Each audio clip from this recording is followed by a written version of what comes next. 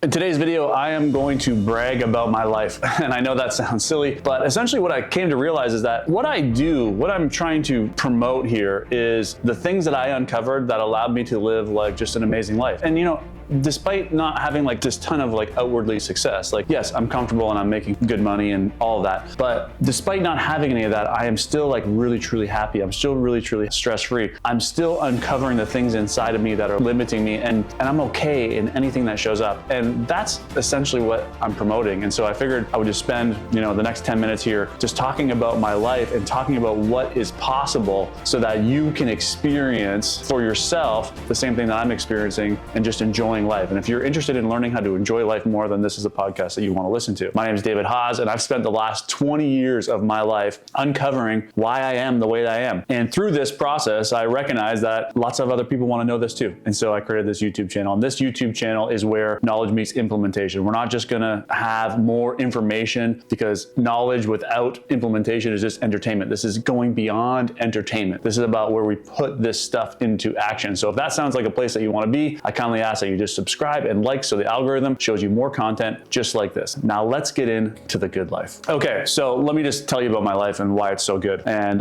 then we'll get into what I did to live this good life. So the first thing is that I have freedom, not because I'm ultra rich. It's because I undid everything inside of me that stole my freedom. So I set the intention to have more freedom in my life. And then I started asking the question, well, why am I not free, right? And it's because I had bought into all of these belief systems and programs and patterns that I need to work hard, I need to grind, I need to hustle. And I recognize also that I was getting a payoff when I was working hard. People were saying, oh, this guy's such a hard worker, he's putting in the time and all of this. But then one day, this great little story was, I was in this spot where I was selling one business and had my coaching business, and I was in a good spot financially, and I had a lot of free time. I was at the boatyard, and this guy came over that's a doctor, and he's like a more senior doctor. He's probably in his like close to 60, maybe he is 60. And every time he was at the boat, I was at the boat, and he came up to me and he's like, don't you ever work? And that pushed a button in me of like, hey, you're not a hard worker. And in that, I recognized one thing, that one, I have the button. When I say the button, what I'm referring to is if you get triggered. If someone is able to push a button in you, they trigger you. And so the goal of the work I do is anytime a button gets pushed in me, I just say, hey, what button did he just push? And he pushed the button in me of you're not a hard worker, which is a belief system. And so if I believe that I'm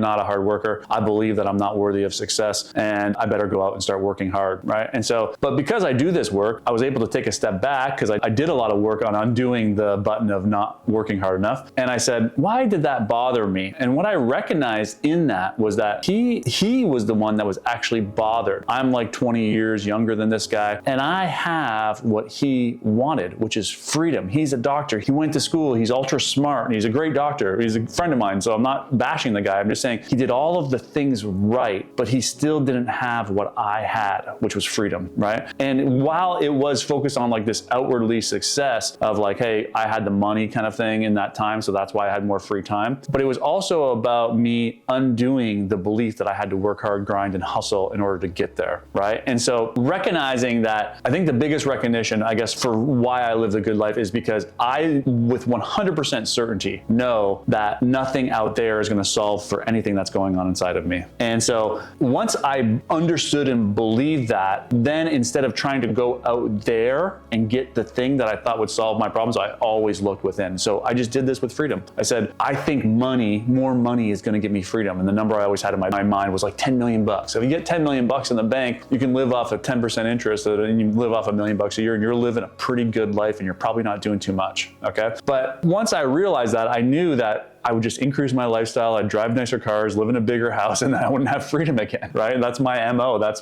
just what I do. And so then I started asking, well, what is it that I'm after? What is the state or the feeling that I'm after by having 10 million bucks in the bank, making $1 million a year off of interest? What is it? It's like, well, the feeling was I can do whatever I want. And then I recognized, well, why can't I do whatever I want right now, right? And once I uncovered that, it was all about the beliefs and the programs that I'd taken on throughout my whole entire life. It was all about my needing to prove to the world that I'm good good enough. It was all about my lack of deservingness. So I started doing the work to undo all of those things inside of me. And I can get into how I do that, but I talk about this extensively on my YouTube channel. But as I undid all of this stuff, I started feeling free. I started becoming the state. I'm actually recording this podcast in a condo that I rent in Florida once a year for a month, where I just come down with my family. And yeah, I still work, but I am completely free. Like this morning, I woke up at 7 o'clock. I hung out with my kids. We played Limbo here in the living room. And I went to the gym, and now I came and I'm recording the podcast here. And so like, I am free. I have what everybody else wants, and you can have it too, but it's not by going to get something out there. It's about recognizing why you don't believe you're free now, recognizing the payoffs that you're holding on to, like being the hard worker, being the grinder, being the hustler, and the pats on the back that you're getting to elevate yourself. If you need a pat on the back to elevate yourself, if you need to work hard to feel worthy, that means that you don't have it from within. Why not? That's the question that I ask myself all of the time. And if you start asking that question, you're going to be able to solve for that as well. And so the other thing that I uncovered from this whole entire process was that in order to achieve anything, you have to feel it first, right? You've heard in order to achieve it, you need to believe it, but I like in order to achieve it, you need to feel it. You need to become the frequency, the energy, the vibration of the destination, okay? And so if you think, let's just use me,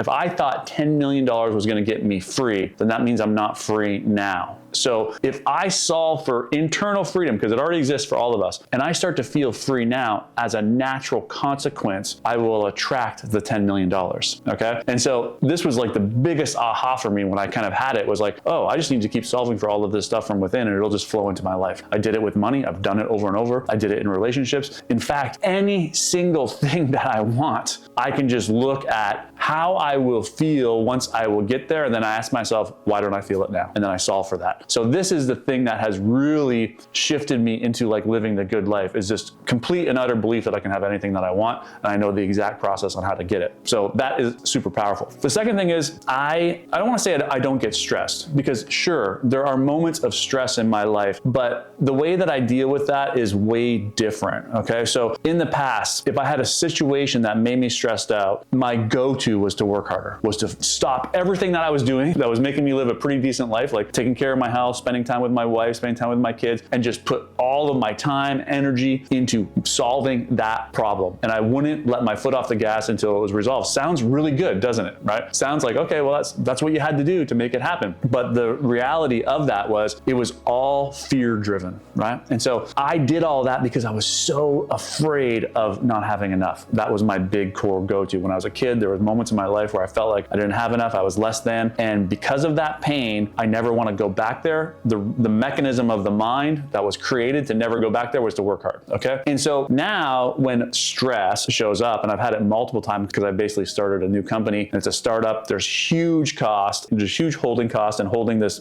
giant piece of property. It's a retreat center, and stress shows up because there's times when we were renovating and building that we were running low on money. I wanted to go and do what I normally did, which was to grind and hustle and drop all of the shit that helped me get clear so that I could actually come up with the idea and execute on the idea of Lungo Vita, which is my split. And instead of doing that this time, I recognized this is all fear-based. This is all the fear of not having enough. Do I believe that everything will work out and everything will be okay? Yes, with 100% certainty. So then what I was able to do was move forward, not from a place of fear, but from a place of courage, a place of surrender and faith. And what surrender and faith means to me is that I just trust with 100% certainty that everything is going to work out. And the old me didn't trust that. So he tried to control. And in that controlling, I created this state of stress where my body began to break down. I started to feel physical sensations. I ate too much. I drank too much. I did all of these things to try and escape burden of all of the stress I was facing. And so now I live a pretty stress-free life because I recognize and trust that it's all going to work out. All of the answers will be provided to me. Everything that I need will be provided to me. And then it doesn't mean I just sit back and don't do anything. No, the exact opposite. I still do things, but it's not from this place of stress anymore. I don't drop the family time. I don't drop the gym. I still eat healthy. I still do all of the things that I need to do. Because of that, the problem usually gets solved quicker because my team, the people around me pick up that I'm okay in this situation and I have faith that it's all going to work out, so that they have faith. And every single time, and this has happened probably at 20 times over the course of this startup, which has been the last 2.5 years, every single time it's all worked out. We just got hacked. My wife and I just got hacked yesterday with this outage that happened, and dealt with it the way I used to deal with it, was completely stressed to the point of shaking and heart racing and all that. And I just trusted that it was all going to work out, and it all worked out. And because of it, we created more security and on our computers and on our emails and all this stuff. So now we feel more secure. So this is the pattern that I have just observed over the years, over and over again. It all works out. And usually the thing that once was the most stressful thing in your life was usually the greatest thing that ever happened to you, because you created a new level of awareness, a new system, a new program that now made you feel more confident, better, less stressed, whatever it may be. And so I think the second thing that allows me to live the good life is surrender, let's call it. Just a complete and utter trust that everything's going to be okay. So now what do you need to do? And this video is going too long, so I'm going to wrap it up. What do you need to do to experience, let's just stick with these two things: freedom and living a stress-free life. Step one is with freedom. You need to understand that you can have freedom right now. It's not out there. So why don't you feel free? Because I have to work hard to pay my bills. I know that's the answer that you're going to come up with. But the belief that you have to work hard to pay your bills is the thing that's stealing your freedom. There's all kinds of people out there that are making all kinds of money and barely work and are paying all of their bills. So we just need to step out of the belief that the only way to pay your bills is to work hard, grind, and hustle. In fact, what we can do is we can step out of that belief altogether and tap into new potential. We step out of the stress and the worry of having to, and recognize that we get to create whatever life that we want to create. And so I'm not really getting you guys where I need to get you with this one. You can have freedom even with a 9-to-5, okay? And so how do you have freedom with a 9-to-5? You drop the belief system that this is the only way to get everything that you want in your life, right? And what is it that you want in your life? You want to be financially free. Why, right? Why do you need to be financially free, right? And so that will help you get to the root of what it is that you're trying to solve for, so that you can feel what it would feel like before you actually achieve it. And so I think I'm getting there for you guys.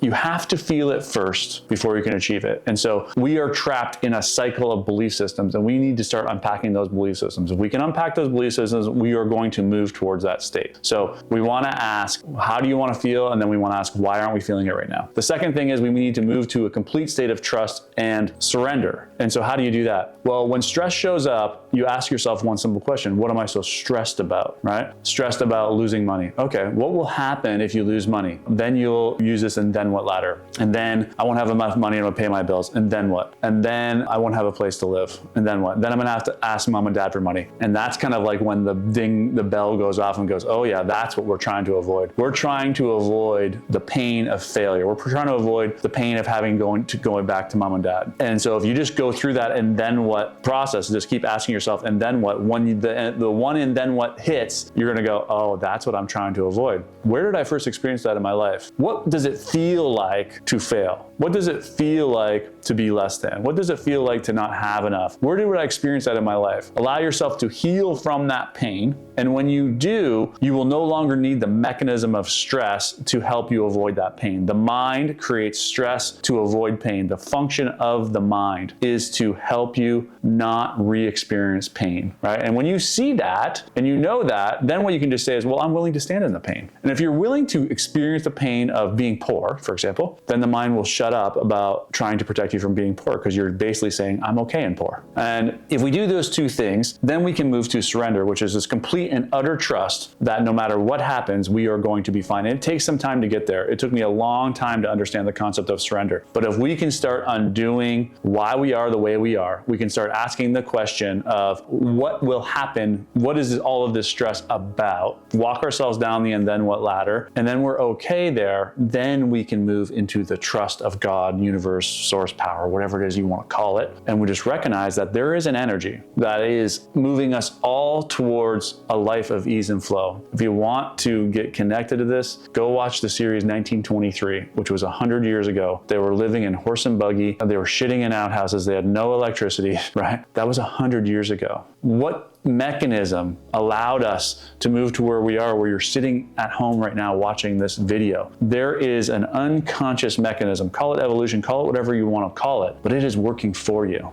And when you begin to recognize that life has been getting better ever since the beginning of time, and for some reason you have bought into the belief that it's going to stop, right? It will continue to get better. And when you start to trust and know that energy, we remove all stress from our lives. So if you have freedom and you're stress-free, you're living the good life. And that is like, I guess, what I wanted to get into and why I think that I'm living a pretty decent life, because I'm free, I'm motivated, and I have purpose, and I'm stress-free. So if you want that, like and subscribe. My videos will get better because this one's not very good, but I'm okay with it because I learned from it. And so I hope you got some value from it, and we'll see you again on the next episode.